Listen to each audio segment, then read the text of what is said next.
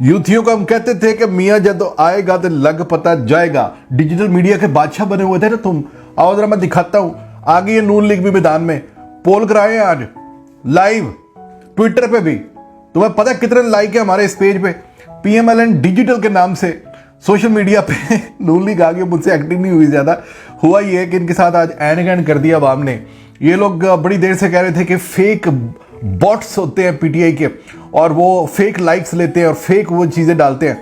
तो आज शायद एक और इल्जाम बाकी रह गया, वो भी लगना है ये यूथियों के ऊपर कि ये बोगस वोट डालते हैं। हुआ ये है कि एक पोल कराया गया PMLN डिजिटल की तरफ से ट्विटर के ऊपर। लिखा गया कि जनरल इलेक्शन 2024 में आपका वोट किस पार्टी के लिए होगा। उसमें नाम लिखे थे पाकिस्तान मुस्लिम लीग नून, पीपल्स पार्टी और PTI, फिर था दीगर।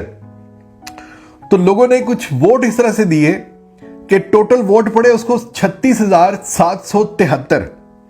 इसमें एक चीज याद रखने वाली है कि इन्होंने पूरा जोर लगा के उसको रीट्वीट कराए हैं।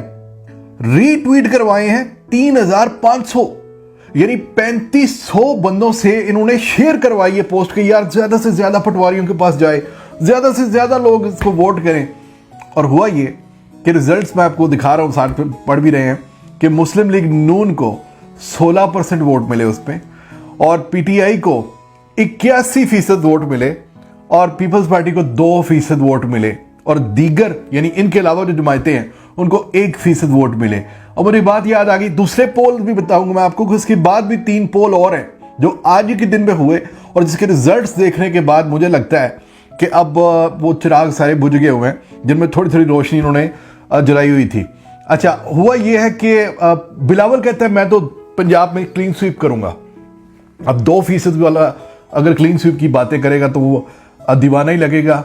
दूसरा नून लीग का जो एक अपने ही चैनल पे अपने ही ट्विटर हैंडल के ऊपर यार, यानी मैं अपने चैनल के ऊपर लिखूं कि खान को कौन वोट देगा या आप किसको वोट देंगे, तो चूंकि मेरी ऑडियंस ज्यादातर PTI को फॉलो करती है तो खान जीत जाएगा। तो इसी तरह से इनके जो चैनल पे जो इनके फॉलोअर्स हैं वो ज्यादा होने चाहिए ना। तो जाहिर है कि इनके चैनल अपने चैनल पे तो कम से कम 50% तो ले लो। वो 16%, वो 16%, वो 3,500 रीट्वीट करवा के भी 16%। फिर क्या हुआ, पोस्ट डिलीट कर दी गई। जब प्रोग्राम बढ़ गया तो पोस्ट को डिलीट कर दिया गया। आगे चलते हैं। उसके बाद कामरान खान ने आज एक पोलिंग की अपने पेज पे, उनकी भी देख लेते हैं रिजल्ट्स में साथ शेयर करता हूं। इलेक्शन में आप किस सियासी पार्टी को वोट देंगे? नवाज शरीफ की नून लीग, आसिफ जरदारी की पीपल्स पार्टी या इमरान खान की PTI? रिजल्ट्स भी आपके सामने हैं। 28% नवाज शरीफ, 1% आसिफ जरदारी और 71% इमरान खान। 1% आसिफ जरदारी पंजाब में, 1% आसिफ। और यार वो कह रहे हैं कि 8 फरवरी की सुबह बिलावल की कामयाबी का सूरज तुलू होगा। 1%, 1,34,931 वोट्स कामरान खान साहब के इस पोल पर पड़े, जिसमें रिजल्ट मैंने आपको बताया कि 71% कप्तान को, 1% आसिफ जरदारी को यानी पीपल्स पार्टी को और 28% नवाज शरीफ को। आगे चलते हैं। सैयद वकास शाह, ये भी सहाफी हैं, इन्होंने भी पोल कराया। खैबर पख्तूनख्वा का इन्होंने पोल कराया। इन्होंने कहा वहां पे कौन जीतेगा, ANP, JUI, परवेज खटक या PTI? मजे वाली बात यह है कि इसमें खटक को वहां बैठे हुए ना KPK में, ना खट्टर साहब की पार्टी KPK में है, जो कहते हैं कि PTI को बनाने वाला मैं हूं। 2% 2%। खटक साहब 2% है यार, ये कैसे जीतेगा 2%? PTI 95%, KPK में PTI 95% और ये 16,467 वोट्स के बेस पे ये रिजल्ट सामने आए हैं। फिर आते हैं, साबिर शाकिर ने पोल कराया। उसमें लिखा हुआ था कि आप किसे वोट देना पसंद करेंगे अगर ये सब एक ही हल्के से इलेक्शन लड़े। उन्होंने कहा अगर एक हल्का है और वहां पर अगर ये 4 बंदे इलेक्शन लड़े तो वहां पे आपका वोट किसको होगा? पहले उन्होंने कहा मरियम नवाज, फिर उन्होंने लिखा बिलावल भुट्टो, फिर उन्होंने लिखा मुनिस इलाई और फिर लिखा अली तरीन। अब देखिए इसमें इमरान खान का नाम नहीं है, इसमें इमरान खान का नाम, हालांकि इमरान खान का नाम नहीं है, लाहौर के किसी हल्के की बात कर रहे होंगे, मुनिस इलाई का नाम लिख दिया। मोनी सिलाई का नाम लिखने पर भी 91% वोट मोनी सिलाई को। चलो, और मरीम नवाज को 5%, अल्लाह पाक शिफा दे।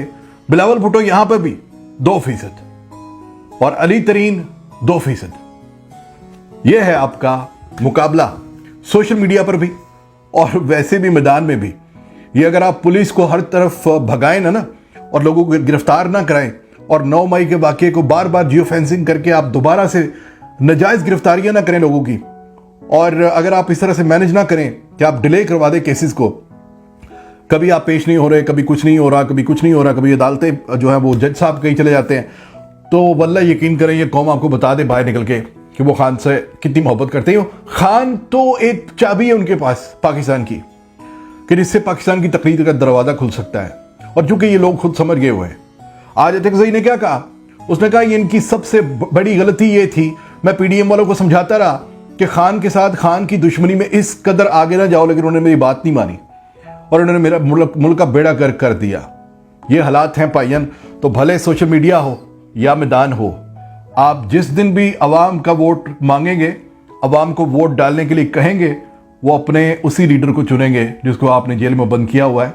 और जो ये ड्रामे हो रहे हैं कि जनाब पेशी की बात हुई, उसने कहा मैं अदालत खुद पेश होना चाहता हूँ, और आपको पता है कि चूंकि सुप्रीम कोर्ट का अगर ऑर्डर आ गया तो खान को पेश कराना पड़ेगा।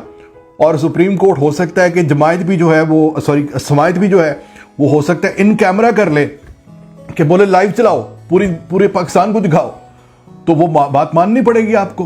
तो इसलिए वो वहां से पटाखा बाहर से, अडयाला की जेल से बाहर से पटाखा बरामद होता है। मसला ये है कि ये कौम, ये भी पाकिस्तानी कौम है ना, ये पाकिस्तानी कौम है। अगर आप पाकिस्तानी हैं और आप इस तरह से सियासत करते हैं तो ये भी तो पाकिस्तानी कौम है ना, ये भी तो आपके लोग हैं और आप हमारे ही लोग हैं, हम में से ही हैं। तो अगर आप इस तरह से खेलेंगे तो ये खेल को तो सब समझते हैं। तो ये हालात है। मैं कहना ये चाह रहा हूं कि ये इस तरह से नहीं होगा। आप जो मर्जी कर ले, सोशल मीडिया भी खान का हो चुका है, मैदान भी खान का हो चुका है, सिर्फ इलेक्शन होने की देर है। आप जितनी मर्जी धांधली कर लीजिएगा। वो कैदी नंबर वो पहले 804 और अब 943, और अब बेशक उसको और भी कोई नंबर 2 4 5 दे दें, इंशाल्लाह वो पाकिस्तान के उसी असेंबली में जहां पे अली मोहम्मद खान ने कहा था कि मेरा वजीर आजम वापस आएगा और इस कुर्सी पर बैठेगा इंशाल्लाह। खान का एक पैगाम है, एक पैगाम 4 लफ्जों का, बल्कि 3 लफ्जों का, मैं आपको साथ दिखा देता हूं और यह बड़ा स्ट्रांग पैगाम है। अपना ख्याल रखिएगा। पाकिस्तान जिंदाबाद।